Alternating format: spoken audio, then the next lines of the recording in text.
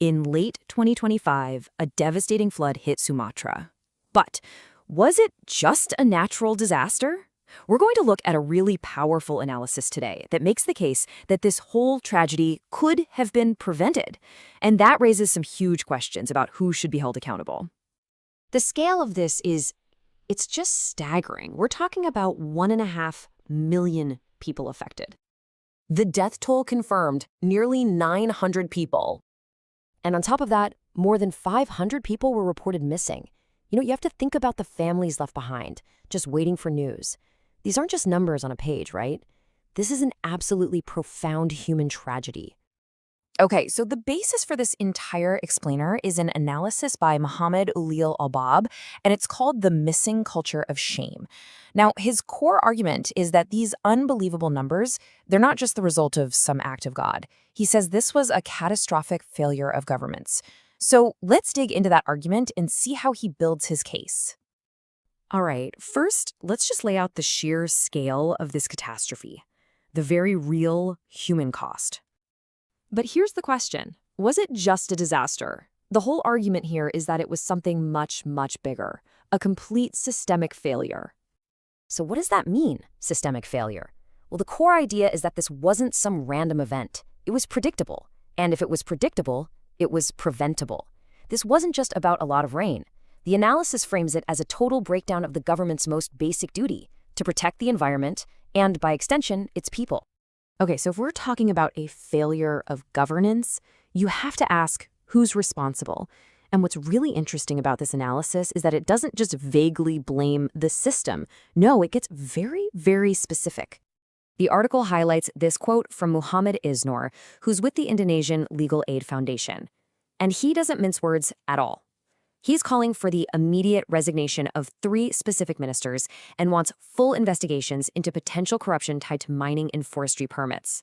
And to back this up, the argument pulls from an analysis by Iqbal Dominic of Greenpeace Indonesia, which really breaks down the specific failures. You can see it here. The Ministry of Forestry, accused of really weak supervision. The Ministry of Energy and Mineral Resources, they are pointed to for overseeing massive, widespread mining.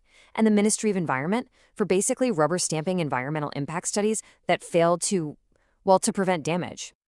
And just to give you a sense of the scale we're talking about here, let's just look at one of those ministries, Energy and Mineral Resources.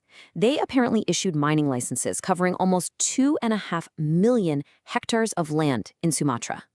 I mean, just try to picture that. That is an absolutely staggering footprint. So, here is the absolute critical connection the analysis makes. It argues that all this government-sanctioned deforestation and mining, it just completely weakened the ecosystem, leaving it incredibly fragile. So when those heavy rains finally came, the land just couldn't handle it. And that's how a bad storm turned into an unthinkable catastrophe. Okay, and this brings us to the real heart of the analysis, its central cultural critique. Because it's not just about the policies that failed before the flood. It's about what happened, or rather what didn't happen, afterwards. It's about a lack of accountability. And to make this point, the author presents a pretty stark comparison. On one hand, you have the Sumatra tragedy, 3 ministers implicated, hundreds of lives lost, and 0 resignations. Now, contrast that with an example from Australia. The Victorian Health Minister, Jenny Makakos. She stepped down after a quarantine program failed and led to a second wave of infections. A totally different approach to accountability. And it's this very comparison that builds the foundation for the analysis's final powerful argument, a direct call for real accountability. And this is really the whole point, the ultimate assertion of the article. It's arguing that resignation in a case like this isn't necessarily about admitting personal guilt. It's about something bigger. It's an act of public service. It's about a leader taking ultimate responsibility for a tragedy that happened on their watch. So the analysis ultimately leaves us with a really tough question to think about. When a disaster strikes, where does simple responsibility end, and where does true accountability begin? It's a deep question. Now, if you want to explore these ideas on policy and governance further, the author's work can be found at ulilsnotes.blogspot.com. It's definitely worth a read.